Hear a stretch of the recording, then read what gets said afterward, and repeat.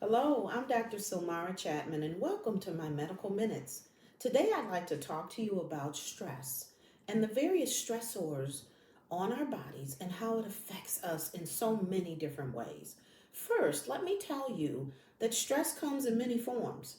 It is not just emotional stress, but it can be stress from the types of foods you eat, the water, um, the different things that you put in your mouth that have pesticides, preservatives, um, uh, food color, dyes, hair care products, cleaning products, lotion, soaps, even makeup. So those have certain toxins on them that stress the body as well.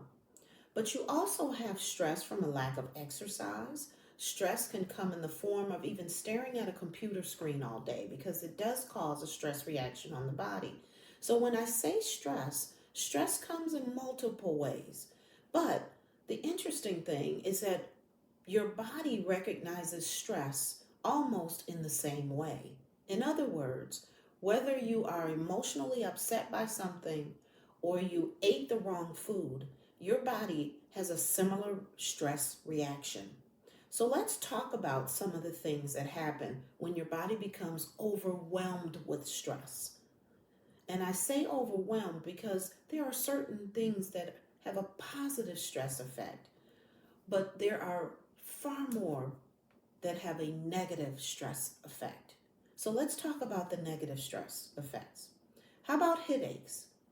You know, when you have headaches from stress, and many of us will get a headache when we're stressed, but we don't realize that sometimes that stress or that headache from stress isn't just emotional. It could be what you ate, it could be what you put on your skin. So or staring at a computer screen, just like I said. So there's so many different ways that you can have headaches from stress.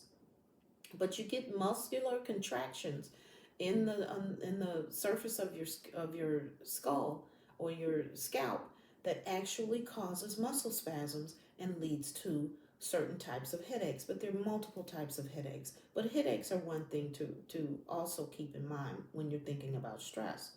How about depression? You can have depression from stress, right?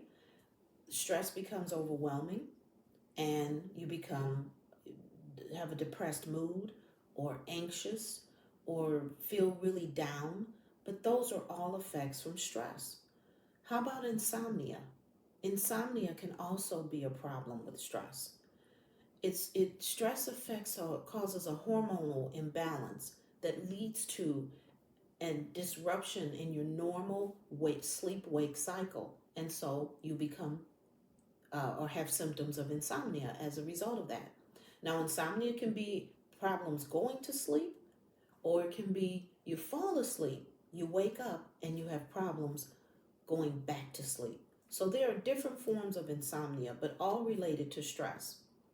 So there are multiple things that cause that happen, multiple hormonal changes and shifts, imbalances in certain hormones that lead to the reactions or the symptoms or the signs that then you feel and you recognize that something's going on, and sometimes you can tie it back to a stressful episode of something that's emotionally stressing you.